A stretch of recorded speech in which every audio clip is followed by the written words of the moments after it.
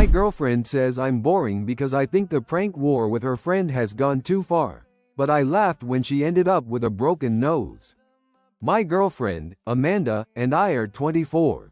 We'd been together for about 2 years, give or take, if you count the dating phase. For the first year and a half, everything was pretty smooth. We had our routines. Tuesdays were cheap movie nights. Fridays we'd try cooking something complicated we found online and usually mess it up, but have a good time doing it. Weekends, we'd often go hiking on the trails outside the city. Pretty normal relationship stuff, until she made a new friend. About 5 months ago, Amanda met this guy, Larry, through a mutual acquaintance at a get-together. I don't have a problem with my girlfriend having guy friends, just like I have female friends. But there was something I didn't love about the vibe. Larry had an energy that didn't sit right, it was a little too much. But Amanda seemed to enjoy his company, calling him her new best friend, and I didn't want to be the guy dictating who his girlfriend could be friends with. The prank started small, maybe a month after they became friends. Amanda told me Larry had called her, pretending to be from a radio station, telling her she'd won a cash prize, asking her to sing something embarrassing.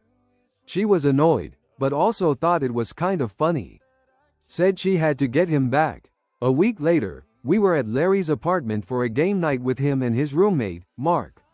While Larry was distracted showing me a video game, Amanda used his computer to sign him up for about 50 different newsletters. Stuff like daily cat owner tips, pet food newsletters, retirement planning seminars, political newsletters from every party she could find, and a few rather embarrassing subscription box services.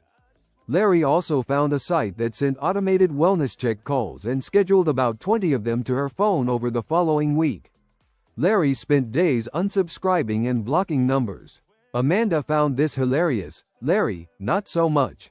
Larry's response came during a small dinner party Amanda hosted at our apartment a few weeks after that.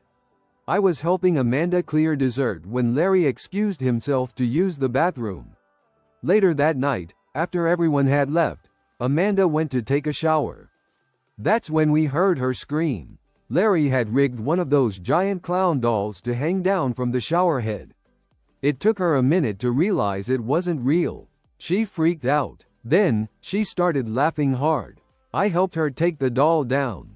It was unsettling to me how much she was enjoying the increasingly intense nature of this.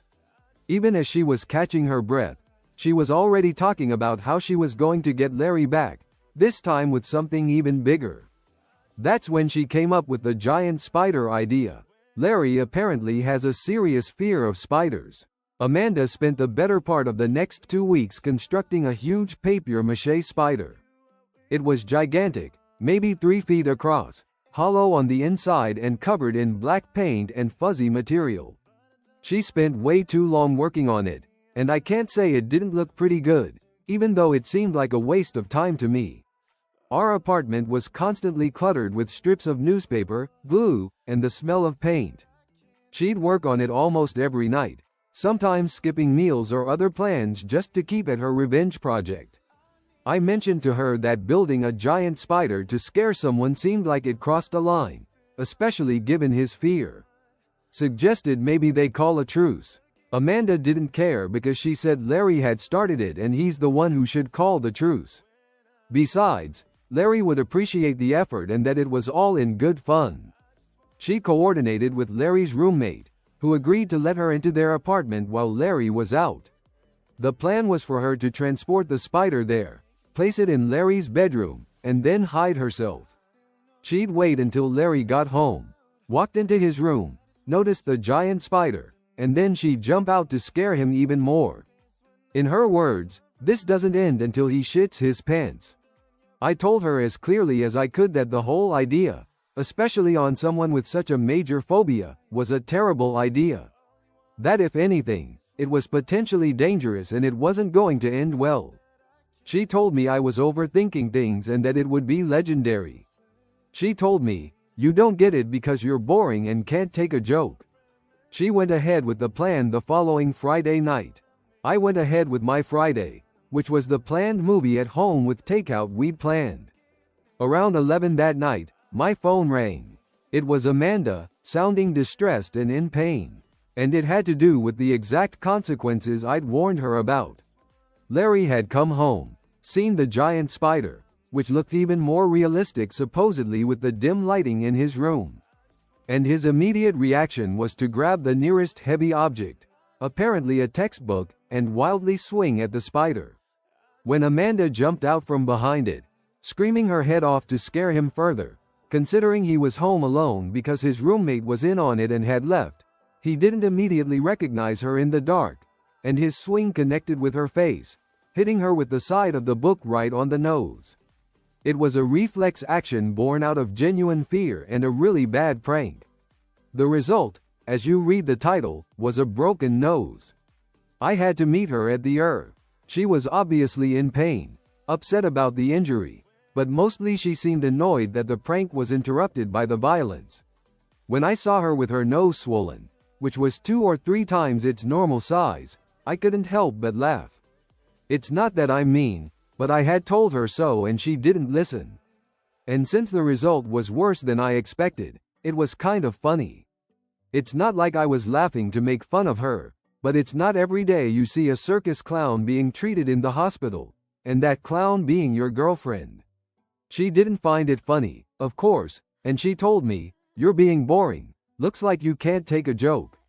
While we waited for the doctor, even with gauze taped to her face, she muttered something about how Larry was going to get it back tenfold.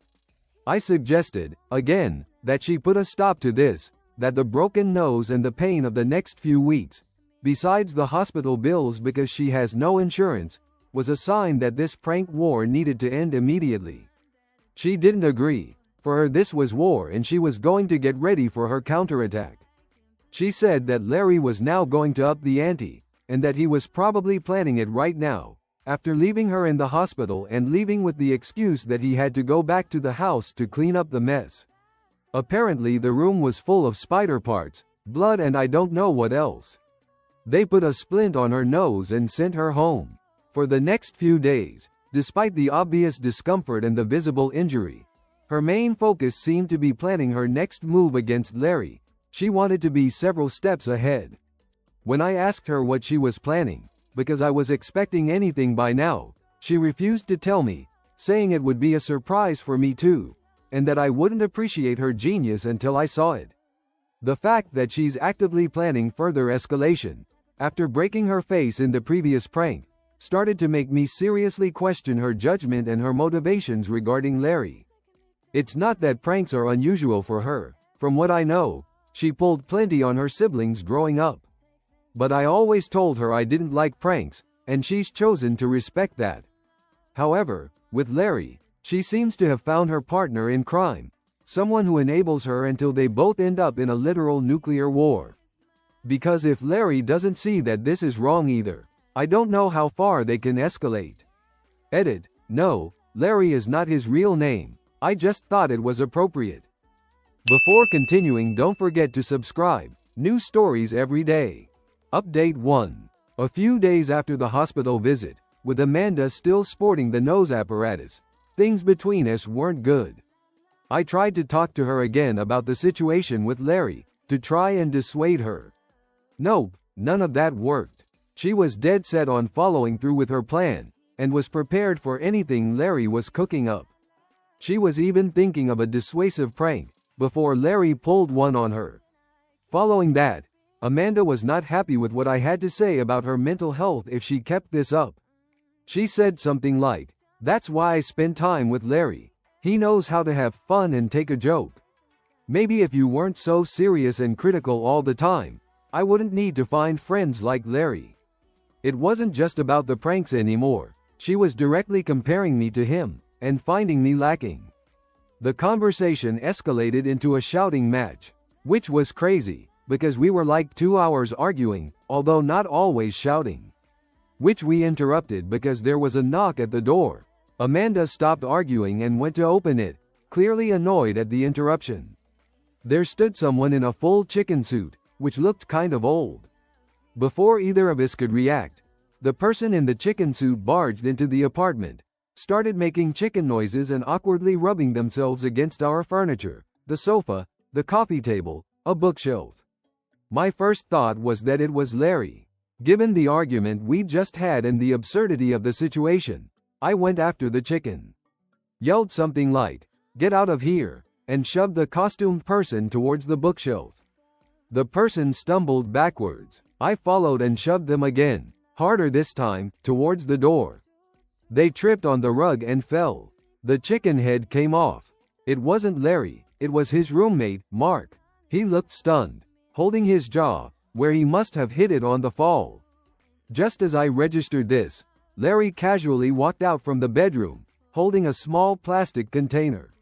He must have snuck in while Mark was causing the distraction. Larry walked right past Mark, still on the floor, and Amanda went to our bedroom, then came back smiling, holding the now empty container. She announced she'd just placed a glitter bomb under our bedsheets. I told Larry and Mark to get out of my apartment immediately. Mark was still on the floor, looking dazed. Larry was trying to suppress laughter. I kept repeating that they should leave and pointed to the door, while telling him that after seeing the room I might even call the police if what I saw was ugly. However, Amanda stepped between them and me. She looked at me and said that the prank was funny and I should lighten up and calm down. Then, she helped Mark up. Larry was still in the chicken suit body, holding the head. She left the apartment with Larry and Mark. Mark looked like he might be in some jaw pain or possibly have a nosebleed, but he left with them. I stood there, in the living room. There was glitter visible on the hallway carpet leading to the bedroom. When I saw the room, it was even worse than I imagined. I spent a while cleaning up glitter, which was everywhere in the bedroom, on the sheets, the pillows, embedded in the carpet. There hadn't been anything directly from Amanda since she left, and this has crossed a line of no return, because I told her I didn't like pranks and now I was being part of the pranks too. The next morning, I didn't have any missed calls or texts from her to apologize. She had posted something on her Instagram, but that was it. The lease on our apartment is in my name only. We'd gradually moved in together over the past year. She still had her own place with a roommate, technically, though she spent most nights at mine and had moved a lot of her stuff over. Recently, she told her roommate she planned to officially move out soon, but we hadn't talked anything serious yet, nor been added to the lease. So, technically, she didn't live here, but she practically did.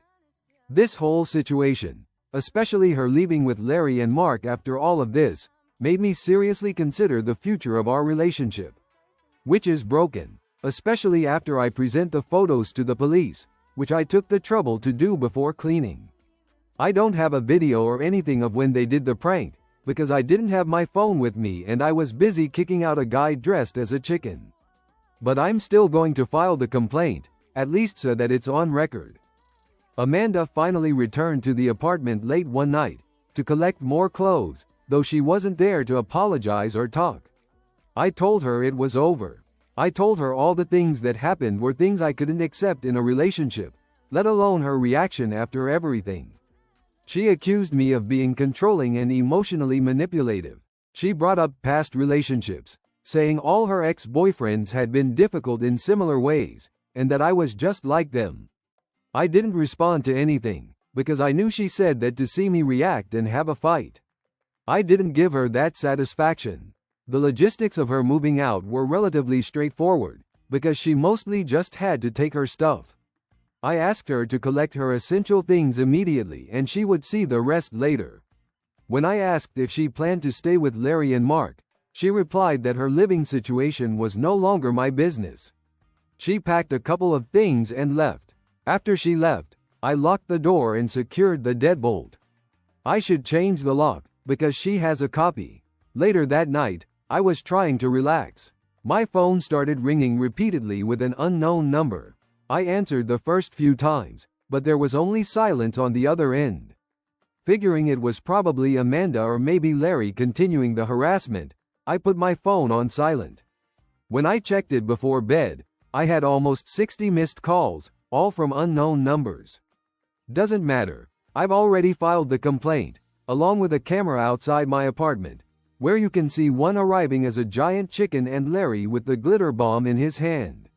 I have also expanded the complaint with the calls, thinking that they can do something even though it appeared as an unknown number on my phone. I'm sick of all three of them, so now it's time for the police to deal with them. I don't expect them to go to jail for this, but at least they should stop involving me in their pranks. If they want to kill each other by pranking, it's their problem. We'll see how funny it is when there's an accident and their tombstones say, "Died laughing." Update 3. How are you all? Hopefully prank-free. I got a text message. It was from Larry. He was wondering if he could stop by that day to pick up the rest of Amanda's things. I agreed, because I wanted her belongings out of my apartment as quickly as possible. But I told him not to try anything funny, because I was going to be filming and was going to notify the police. He told me he knew, because they had gone to talk to him. When Larry arrived that afternoon, things were civil. He seemed calmer, not as boisterous as usual. As he gathered Amanda's boxes near the door, I decided I needed to say something. I asked him if he knew that this whole prank thing was going to end very badly, and he told me that things may have gotten out of control, and he had gotten carried away by the endorphins. I also asked him if he thought Amanda might have feelings for him, because the obsession with pranks against him didn't seem very normal. Larry seemed genuinely surprised. He said he didn't think Amanda was interested in him that way, and that he definitely wasn't interested in her romantically. Not that I cared now, but I wanted to know if something had been going on between them beyond the pranks. He said that Mark might have some kind of feelings for her, but that he was always too shy to show it. Although, according to Larry, it shows when he feels something for a woman. For Larry, the pranks were a clearly non-romantic, almost sibling-like dynamic with Amanda. And that he never had any romantic interest in her. Mark had apparently offered to cover Amanda's initial medical expenses for the broken nose, but she'd refused to accept it because it was too much money to be comfortable with. He quickly finished gathering Amanda's last few boxes and left, thankfully without any pranks or anything funny to say goodbye. So, my ex-girlfriend now lives in an apartment with Larry, the guy she apparently developed feelings for, but who apparently has no romantic interest in her and is actively uncomfortable with her crush. Mark also lives there, who is in love or whatever with my ex, although I don't know how my girlfriend feels about it. Yes, it's complicated, but not for me. Larry has said that they will keep me out of their pranks, but I told him that I was not going to withdraw the complaint to the police. Edit. The police have only given them a warning for the prank, but it would remain on their record. There will only be more significant legal consequences if they try something like that again. Update 4. In about 3 weeks, after weeks of not hearing anything from the three pranksters, my ex texted me to tell me she was missing something and wondered if she could look for it here, in case she forgot it. I told her it was fine, as long as it wasn't some kind of prank. And she told me no, that it was something serious and it would only be a moment. But that's not what she came for, but to talk. Once she came in, she told me that she wanted to talk to me, and that she knew that if I asked her, I wouldn't accept. She was absolutely right. That would be Baigsan. Bayan knew that I had thought there was no way she could speak, but she was right to a large extent. She said the breakup was hard on her, but she was seeing it as a positive. Like those relationships that you know aren't going to work and it's better not to keep wasting time. It wasn't what she had come for. She was trying to catch up with me and ask how I'd been. I said fine. Then she started questioning if I'd been dating anyone or seeing anyone, and my answer was no, since that was the truth. Then she said the prank thing was over, and she was avoiding doing them now because she discovered they were very bad. Again, I laughed like that time at the hospital, because that was coming from a person who still had a slightly crooked nose because of one. I was getting the vibe that she wanted to reconnect, because she said we could go for coffee sometime. But I ended up turning her down, saying I thought it was a bad idea. After that she left, a little sad, I think. She sent a couple of messages to ask if I had thought about it, but I blocked her. A couple of weeks went by and I had a birthday party where the person who first introduced us to Larry was present. I'm not very close to this person, and I hadn't heard from him. Maybe I was subconsciously avoiding him a bit after he introduced us to someone like Larry, I don't know. It wasn't his fault, but it brought back bad memories. We talked a little and he told me what he thought about my ex, with everything that had happened. I asked him what had happened, and he asked if I hadn't heard. I told him that I had cut the three of them off a long time ago, and that I had avoided anything related to them. I had blocked them on social media so I wouldn't get updates or anything, and other than him, I didn't have many people in common with them. Well, they really had their third world war of pranks. My ex officially moved in with them and the three of them started living together. And they had calmed down, except for putting salt in coffee and things like that. Which isn't very calm to me, but for their pranks it was pretty mild. Until my ex tried something with Larry and he rejected her. After discovering this, Mark began to intensify the pranks against Larry, because he was jealous or hurt with his friend. Everything blew up and my ex joined in on the pranks too. The last pranks ended with the police arresting them and releasing them 36 hours later. All three were sentenced to between 150 and 300 hours of community service. The prank, you might ask? Well, it wasn't a prank. It ended in a fight with the three of them throwing things like plates and glasses at each other at 2 in the morning. Until a neighbor called the police. They got there after a prank that I don't know what it was, but Mark didn't like it and the two friends ended up fighting. Then my ex joined in by throwing things and they all ended up arrested. The landlord terminated their lease and is demanding they pay for the damages. The things they broke were theirs, but the things they aimed at were not. Except when they hit each other. According to this person who told me everything while my jaw dropped more and more to the floor, now each of them is living separately. My ex has gone back to her old roommate and the other two with someone I don't know. I still think pranks are stupid and even more so if you have to spend your free time doing work you're not going to get paid for as a consequence. Also, if you pull pranks, you also face retaliation. That's why I still don't get the point of them. And my ex has been right. I can't have fun with them. But so far I have had fun with the consequences of everyone who thinks they're funny by doing them.